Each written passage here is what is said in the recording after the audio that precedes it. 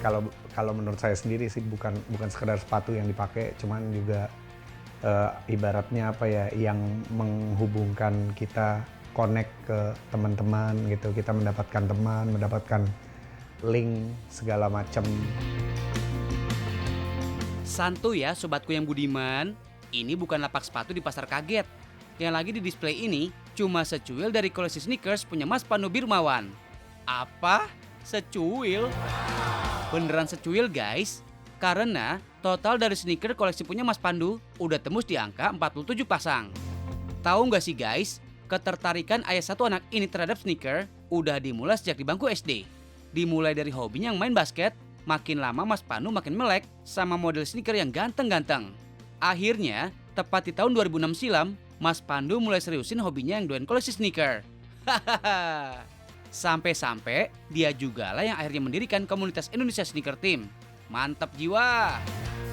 By the way, kalian pada tahu nggak sih istilah sneakerhead? Jadi, sebenarnya istilah sneakerhead udah booming sejak tahun 80-an guys.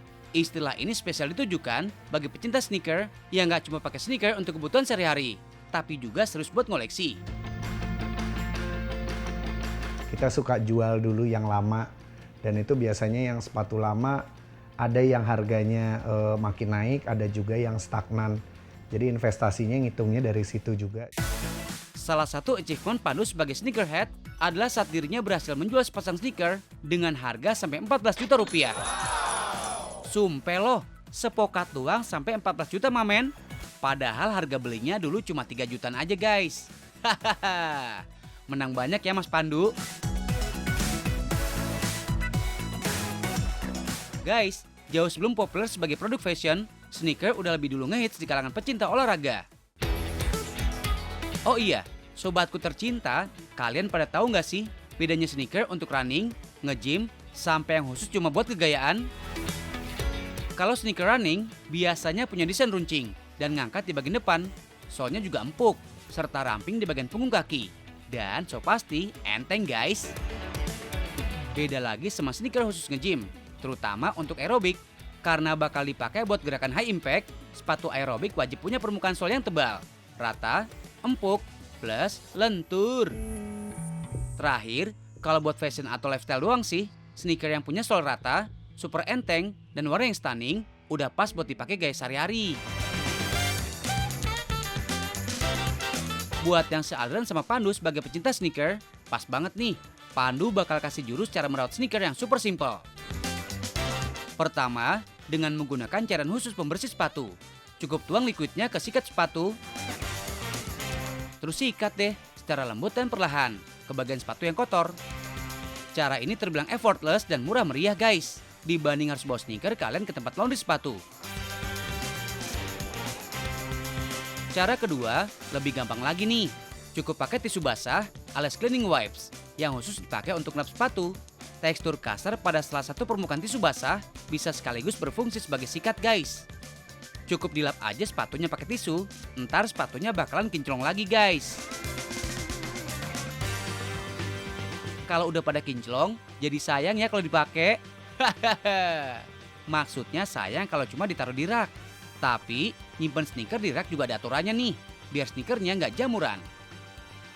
Cukup siapin aja plastik ziplock dan silika gel. Cara penyimpanan di dalam ziplock kayak gini nggak cuma baik untuk performa sneaker ya guys, tapi juga bisa menghemat tempat. Next, tinggal masukkan silika gel. Yap, silika gel ini berfaedah buat mencegah udara lembab di dalam plastik ziplock. Kalian tahu nggak sih, udara yang lembab bisa mempengaruhi warna plus umur sol sneaker. Terakhir, tinggal rekatkan rapat-rapat ziplocknya. Dari sneaker-sneaker merek internasional, kita geser yuk ke sneaker buatan dalam negeri yang gak kalah ganteng. Nuansanya kental sama kearifan lokal. Sneaker berwarna ini spesial abis pakai kain tenun. Jadi layak disebut sneaker etik ya guys. Sneaker tenun ini bukan pabrikan guys, asli masih homemade banget. Yang memproduksi adalah warga Ciomas, Bogor, Jawa Barat. Nah, kalau biasanya tenun identik sama Nusa Tenggara dan Toraja, yang dipakai sneaker etik ini adalah original dari Jepara, Jawa Tengah. Kalau dari historinya nih, kain tenun Jepara awalnya dijahit khusus sebagai pelengkap pakaian raja. Lama-kelamaan, menenun di Jepara jadi tradisi turun-temurun. Ayo, pada tahu nggak sih kenapa kain tenun Jepara lagi happening banget jadi produk fashion kekinian? Tenun Jepara memang punya sentuhan yang modern guys, dengan motif-motifnya yang kontemporer abis. BTW, sneaker yang ini nggak 100% dari tenun kok guys. Tetap ada bahan kulit sintetis yang jadi tambahannya. Biarpun cuma industri rumahan, kalau soal kualitas, boleh diadu loh sama produk luar. Salah satu upgrade kualitasnya lewat proses oven sepatu ini. Ada-ada aja ya. Dalam suhu 150 derajat Celcius, sol dan pola sepatunya di-oven dulu selama 30 menit. Cara ini dilakukan biar makin lengket olesan lemnya. Karena yang makin lengket itu yang bikin hubungan jadi makin kuat. Ai mati. Rilis sejak 4 tahun yang lalu, sneaker etnik ini udah go internasional guys. Sebut aja negara Hong Kong dan Korea Selatan yang pernah jadi sasaran marketnya. Bayangin guys, sepatu etik secakep ini bisa diproduksi 30 pasang setiap harinya.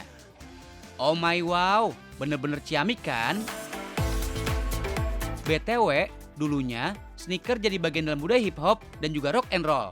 Tapi kalau zaman now, sneaker bisa dipakai semua kalangan, segala momen, dan segala gaya. Yang paling ngeblend sih, kalau di mix and match sama casual look kayak gini.